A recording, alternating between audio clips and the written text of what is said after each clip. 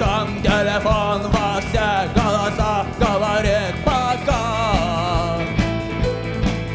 Пора.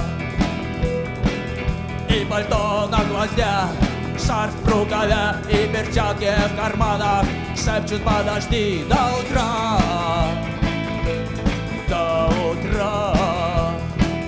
Но странный стук зовет в дорогу. Может, сердце, может, стук в дверь. И когда я обернусь на пороге, я скажу одно лишь слово: верь.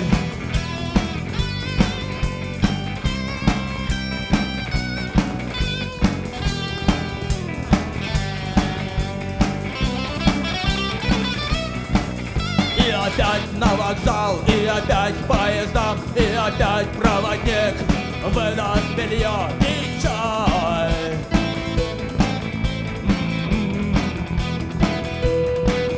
И опять не усну, и опять сквозь грохот колес мне послышится слово: прощай.